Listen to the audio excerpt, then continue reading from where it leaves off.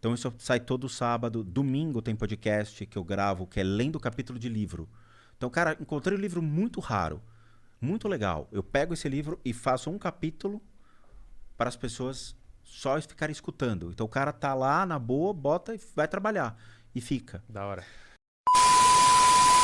É com muito prazer que introduzo algumas observações para predispor a leitura do livro de Padre Gabriel Amorth. Há vários anos, meu valioso colaborador no Ministério de Exorcista. Alguns episódios aqui relatados foram vividos lado a lado e juntos partilhávamos as preocupações, as canseiras e as esperanças na ajuda a tantas pessoas atribuladas com sofrimentos e que recorreram a nós. Eu tenho vídeo gravado já terminando janeiro, pra você ter uma ideia. Eu gravo 2 meses antes, tudo. Não, então você tem vídeo pra o comecinho de fevereiro? Tá preparado? Já tô com alguns vídeos sendo colocados pra final de semana de fevereiro já. Que foda. Caralho. Que foda. Eu sempre faço isso, sempre antecipo, porque dá mais tempo pra eu poder estudar música, dá tempo de eu fazer minhas práticas religiosas, dá tempo da gente ver televisão junto, porque senão eu fico, cara, eu gravo de maneira muito intensa. Então, às vezes eu olho pra ela e falo, hoje eu tô na adrenalina, vou gravar 9 vídeos, direto. Pau, foi o meu recorde. Mas, Rodrigo, isso não é uma coisa que te desgasta? Que, Desgasta. tipo, por exemplo, assim, eu imagino que esse lance do que você faz é uma coisa que necessita muito de uma entrega. Sim, desgasta. E tem hora que dá, não é estresse, mas tem hora que eu chego já bufando pra ela e falo, meu, eu preciso sair, eu preciso relaxar, minha mente tá agitada, ou eu cansei.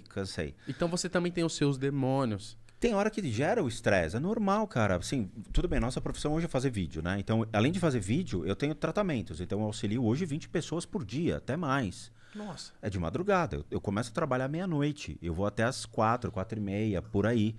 E ainda no dia seguinte eu acordo, eu levanto cedo, 9h30, 10 horas da manhã, faço minhas práticas religiosas, estou indo pra academia de novo agora. E à tarde eu começo as gravações.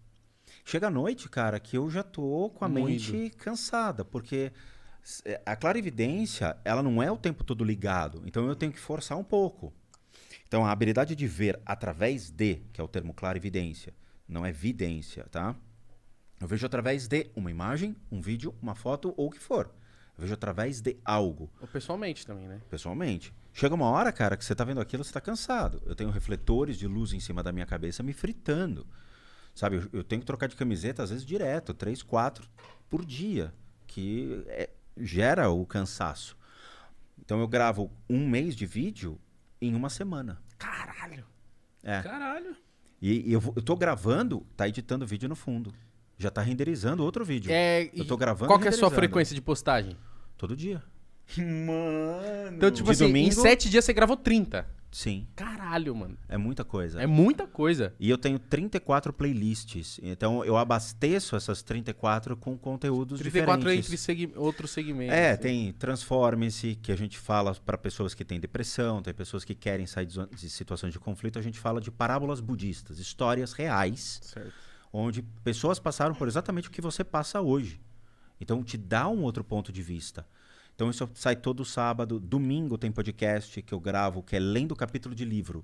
Então, cara, encontrei um livro muito raro, muito legal. Eu pego esse livro e faço um capítulo para as pessoas só ficarem escutando. Então o cara tá lá na boa, bota e vai trabalhar. E fica. Da hora. Tem as análises, que aí tem os youtubers parceiros que me cedem os vídeos. Eu não roubo os vídeos. Então eu chego para alguém e falo, olha, você tem um vídeo legal, posso usar? Você me dá o direito de uso de imagem? Ah, então, por exemplo, você pode um dia estar lá no meu canal e falou, pô, esse vídeo do Igão tem tal coisa, tal coisa. Eu te tal coisa. mando Aí uma você me liga e fala assim, mensagem. Igão, posso falar desse seu vídeo? Posso pegar seu vídeo? Você fala, não, de boa, beleza. Mano, se quiser, fica à vontade. Teve treta por causa disso ao longo da história do canal, né? Teve gente que viu a análise e ficou puta. Teve caseiro, cara. Um caseiro me encheu o saco, pediu pra tirar o vídeo do ar. Ah, mas caseiro Sério? deve muito... Tipo, caseiro do quê? De cara. escola? Olha, não, essa história é demais. Foi o Vlad, cara. O Vlad da Área 51 lá. O cara é muito gente boa, super tranquilo. Ele fez um vídeo filmando uma mansão. Eu falei, pô, Vlad, tá todo mundo pedindo pra analisar. Você libera o vídeo? O Vlad falou, porra, fica tranquilo, pega. E eu falei dos antigos moradores, quem eram e tudo mais. Contei por meio da energia o que rolava lá. Passou um ano, comecei a receber um e-mail de um cara muito zoado, mal sabia escrever direito, cara. E o cara falava que era o caseiro da casa e que queria que eu tirasse o vídeo. Eu falei, meu, que porra é essa? Caseiro de casa, mano, tirar o vídeo? Que vídeo que ele tá falando, não sei o quê. Não mexe com meus espíritos, hein, meu? É porque o proprietário morreu. E ele achou que eu estava manchando a reputação do proprietário da casa. Nossa, então é um cara muito devoto à família. Muito viajante. Aí, pô, o cara é caseiro, velho. Tipo, ninguém vai bater lá na porta e falar, eu vi essa casa lá no Spruik Houses. Do nada, cara. Você acha que alguém vai fazer isso? Ninguém se importa. Ninguém vai olhar essa casa e falar, essa é a famosa casa que tinha um obsessor no quarto. Porra. Aí o que acontece? O cara ficou mandando mensagem dizendo que ia me processar, não sei o que e tal. Aí eu falei, pera, vamos ser mais coerente. Vlad, esse cara realmente é real? Caseiro. Aí o Vlad me responde, ele é real. Ele é o caseiro e tal, e eu tirei o vídeo do canal porque ele fez a mesma coisa comigo. Aí eu falei, pô, tranquilo.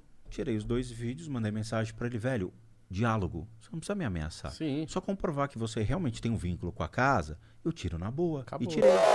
Olá, amigos do canal Spooky Houses, Casas Assombradas. Aqui é o Rodrigo e hoje continuarei esse impressionante podcast. Falarei sobre a história, a vida, os desafios e os conceitos abordados por nada mais, nada menos que o reputado exorcista da Diocese de Roma, Sr. Gabriel Amorth.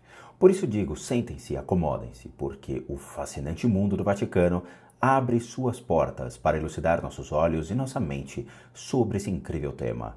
E bons sustos a todos nós. É com muito prazer que introduzo algumas observações para predispor a leitura do livro de Padre Gabriel Amorth. Há vários anos, meu valioso colaborador no Ministério de Exorcista. Alguns episódios aqui relatados foram vividos lado a lado e juntos partilhávamos as preocupações, as canseiras e as esperanças na ajuda a tantas pessoas atribuladas com sofrimentos e que recorreram a nós. É para mim uma grande alegria ver a publicação dessas páginas porque, na verdade, nesses últimos decênios, embora muito se tenha escrito sobre quase todos os campos da teologia e da moral católica, o tema dos exorcismos tem ficado praticamente esquecido. É possivelmente por causa desta escassez de estudos e desta falta de interesse que, ainda hoje, a única parte do ritual que não foi revista, segundo as disposições pós-conciliares, é precisamente aquela que se refere aos exorcismos. E, contudo, é grande a importância dos ministérios de expulsar os demônios, como se conclui dos evangelhos, a ação dos apóstolos e da história da igreja. Quando São Pedro foi conduzido por uma inspiração sobrenatural à casa do centurião Cornélio para anunciar a fé cristã àquele primeiro punhado de gentios e para demonstrar que Deus tinha estado verdadeiramente com Jesus, sublinhou de modo muito especial o poder que ele tinha manifestado ao libertar os subjugados pelo demônio. O Evangelho fala-nos frequentemente com narrações concretas do poder extraordinário que Jesus demonstrou neste campo. Se, ao enviar o seu Filho unigênito ao mundo, o Pai tinha tido a intenção de pôr fim ao reino tenebroso de Satanás sobre os homens, que modo mais eloquente poderia ter adotado nosso Senhor para o demonstrar? Os livros santos garantem que Satanás exprime o seu poder sobre o mundo também sob a forma de obsessão física. Entre os poderes específicos que Jesus quis transmitir aos apóstolos e seus sucessores, pôs repetidas vezes em evidência o de expulsar os demônios. Se, porém, Deus permite que alguns experimentem as investidas diabólicas, também lhes forneceu ajudas poderosas de vários gêneros. Ele muniu a igreja de poderes sacramentais, assaz eficazes para esse fim. Mas Deus também elegeu a Virgem Santíssima como antídoto permanente contra esta nefasta atividade de Satanás, mediante aquela inimizade que ele estabeleceu desde o início entre os dois adversários. A maioria dos escritores contemporâneos, não excluindo os teólogos católicos, embora não negando a existência de Satanás e dos outros anjos rebeldes, têm tendência a diminuir a importância da sua influência sobre as coisas humanas. Mais ainda, quando se trata da influência no campo físico, o descrédito é considerado um dever e até uma demonstração de sabedoria. A cultura contemporânea, vista no seu conjunto, considera uma ilusão própria de épocas primitivas o fato de atribuir a agentes diversos dos de ordem natural a causa dos fenômenos que acontecem à nossa volta. É evidente que o trabalho do maligno fica enormemente facilitado com esta tomada de posição, especialmente quando ela é partilhada precisamente por aqueles que, pelo seu ministério, teriam a função e o poder de impedir a sua atividade. Porém, se nos basearmos na Sagrada Escritura, na teologia, na experiência cotidiana, ainda hoje deveríamos pensar nos possessos do diabo como uma legião de infelizes, a favor dos quais a ciência pode bem pouco, ainda que não o confesse abertamente. Diagnosticar prudentemente uma demonopatia, assim se poderia chamar a todas as más influências diabólicas. Não é impossível, na maior parte dos casos, para quem saiba ter em conta a sintomatologia específica em que a ação demoníaca normalmente se manifesta. O mal de origem diabólica, mesmo sendo recente, mostra-se estranhamente resistente a todos os medicamentos comuns. No entanto, doenças gravíssimas, julgadas mesmo mortais, atenuam-se misteriosamente até desaparecerem totalmente depois de uma intervenção de ordem puramente religiosa. Por outro lado, as vítimas de um espírito maligno veem-se como que perseguidas por uma contínua pouca sorte. A sua vida é uma série de desgraças. Hoje, muitos estudiosos dedicam-se ao estudo dos fenômenos que se verificam nos indivíduos demonopatas, nos quais reconhecem francamente a existência de algo fora do normal e, por essa razão, os designam cientificamente com a terminologia de paranormais. Nós não negamos minimamente os progressos da ciência, mas é contra a realidade continuamente experimentada por nós iludirmos-nos pensando que a ciência pode explicar tudo e querermos reduzir todos os males a causas unicamente naturais. São bem poucos os estudiosos que admitem seriamente a possibilidade de intromissão de potências estranhas, inteligentes e incorpóreas como causa de certos fenômenos. Também poucos são os médicos que, postos perante um caso de doenças como sintomatologia, discertamente e com resultados clinicamente inexplicáveis, encaram serenamente a eventualidade de estar perante doentes de outro gênero. Muitos nesses casos viram-se para Freud como seu próprio modelo sagrado. No entanto, é muitas vezes por isso que reduzem aqueles desgraçados a uma condição ainda mais miserável, enquanto que a sua ação associada à de um sacerdote exorcista podia resultar, também nesses casos, muito benéfica. O livro do padre Gabriel Amorfi, sem ser extenso, expõe uma clareza e põe o leitor diretamente em contato com a atividade do exorcista. Ainda que esta obra tenha um encadeamento lógico, não se reduz a princípios teóricos, existência do demônio, possibilidade de possessão física, etc., nem a conclusões doutrinais. Prefere deixar os fatos falar por si, pondo o leitor perante aquilo que um exorcista vê e opera. Quanto a nós, estamos de coração com o autor, homem da igreja, depositário privilegiado do poder conferido por Cristo de expulsar os demônios em seu nome. Acredito, por isto, que este livro possa fazer muito bem e sirva de estímulo para outros estudos no mesmo sentido. Padre Cândido Amantini. Quando o cardeal Ugo Poletti, vigário do Papa na Diocese de Roma, sem eu esperar, me conferiu a faculdade de exorcista, eu não imaginava um mundo imenso que se abria à minha frente, nem a multidão de pessoas que recorreria ao meu ministério. Inicialmente, este encargo foi-me confiado para ajudar o padre Cândido Amantini, passionista, bastante conhecido pela sua experiência de exorcista, que fazia ocorrer a Scala Santa infelizes provenientes de toda a Itália e também do estrangeiro. Isto foi uma graça verdadeiramente grande. Uma pessoa não se torna exorcista por si só, a não ser com grandes dificuldades e a preço de erros inevitáveis, como prejuízo para os próprios fiéis. Creio que o padre Cândido é um único exorcista no mundo com 36 anos de experiência a tempo inteiro. Não podia ter um mestre melhor e agradeço-lhe pela infinita paciência com que me iniciou nesse ministério completamente novo para mim.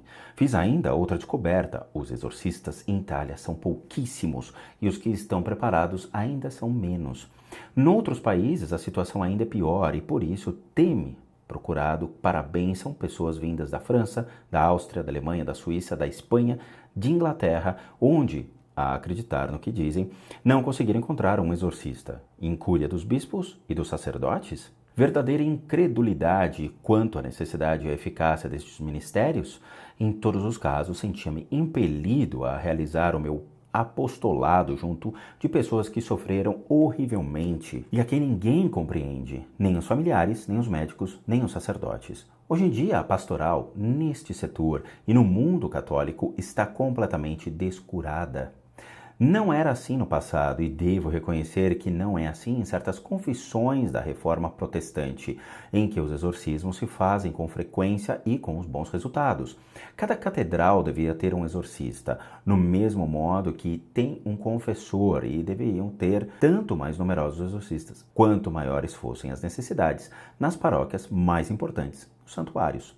No entanto, além de serem poucos, os exorcistas são mal vistos, combatidos e têm dificuldades em encontrar hospitalidade para exercer o seu ministério. Sabe-se que os endemoniados, por vezes, se enfurecem.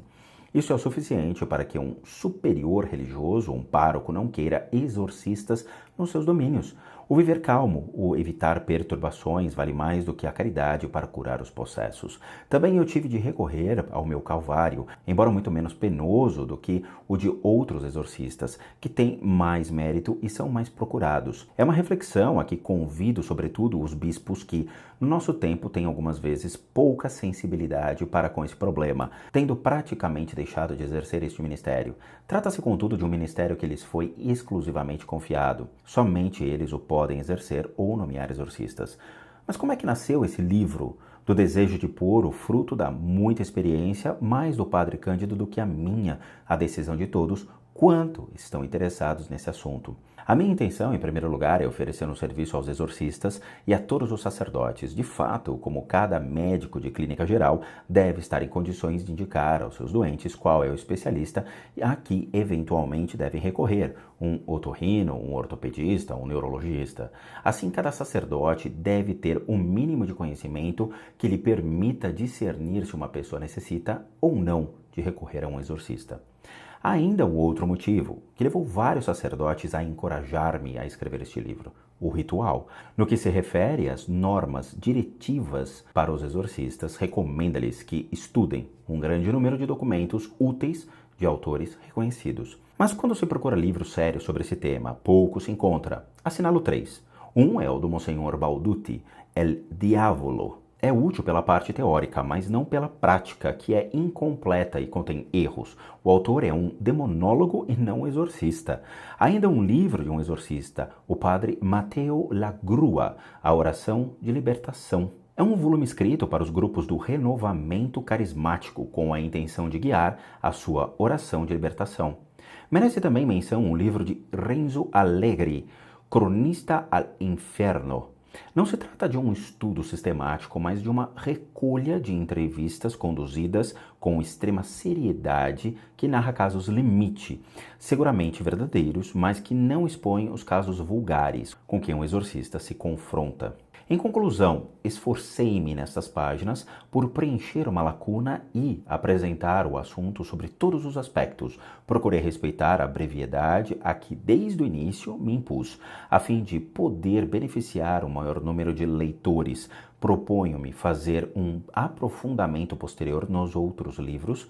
Espero que haja outros que escrevam com competência e sensibilidade religiosa, de modo que o assunto seja tratado com a riqueza que lhe é devida e que nos séculos passados pertencia ao campo católico, encontrando-se agora praticamente só no campo protestante. Devo dizer que não me detenho a demonstrar certas verdades que creio já adquiridas e que noutros livros já foram suficientemente abordadas: a existência de demônios, a possibilidade de possessão diabólica, o poder de Cristo deu de expulsar os demônios, aqueles que acreditam na mensagem evangélica.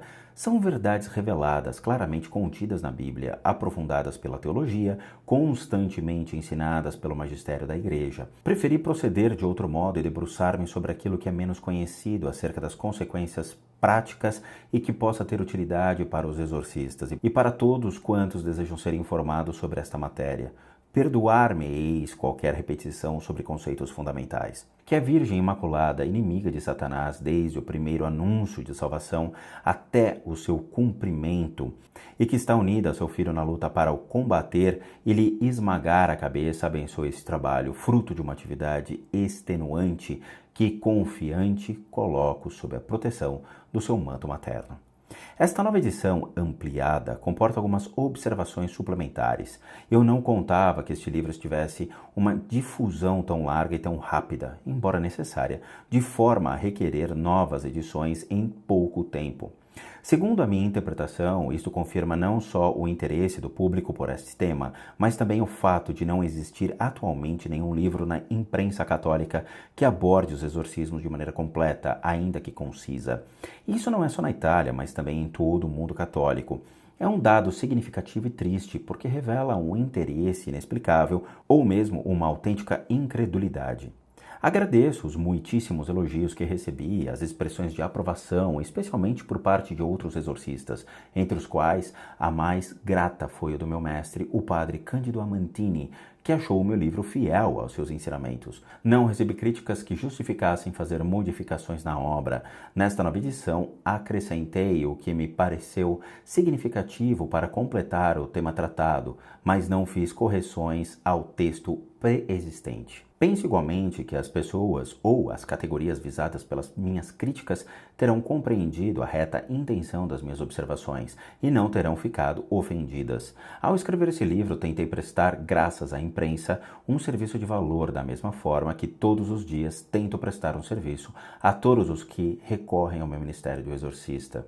Dou graças ao Senhor por tudo. Seja-me concedido acrescentar algo nesta edição. Devo reconhecer que alguma coisa mudou nesses últimos 2 anos. Saíram importantes documentos episcopais, aumentaram os exorcistas, vários bispos ministraram exorcismos e novos livros se juntaram ao meu. Alguma coisa se está realizando. Não atribuo o mérito meu, mas assinalo o fato. Concluo lembrando comovidamente o padre Cândido Amantini, que o Senhor chamou a si no dia 22 de setembro de 1992. Era o dia do seu santo padroeiro. Os companheiros que lhe desejaram felicidades disse simplesmente: peço a São Cândido que me conceda uma prenda. Nasceu em 1914, entrou aos 16 anos para os passionistas. Professor da Sagrada Escritura e de moral, gastou-se durante 36 anos, sobretudo no Ministério de Exorcistas. Recebia cerca de 60 a 80 pessoas todas as manhãs, escondendo o cansaço num rosto sorridente. Os seus conselhos eram realmente inspiradores. O padre Pio disse acerca dele: o padre Cândido é um sacerdote segundo o coração de Deus. O presente livro, tirando os defeitos que dizem respeito à minha pessoa, fica a testemunhar a sua experiência de exorcista, para proveito de todos os interessados nessa matéria. Foi um dos motivos que me levou a escrevê-lo e fui obedientíssimo aos seus conselhos na fidelidade à sua longa experiência. Padre Gabriele Amorfi. Bom, meus amigos do canal, esse foi mais um capítulo desse incrível livro e dos conceitos que estão por vir e que compõem a base do Vaticano sobre aqueles que seguem o caminho do combate contra o mal. Espero que tenham gostado e quero vê-los então nos próximos capítulos.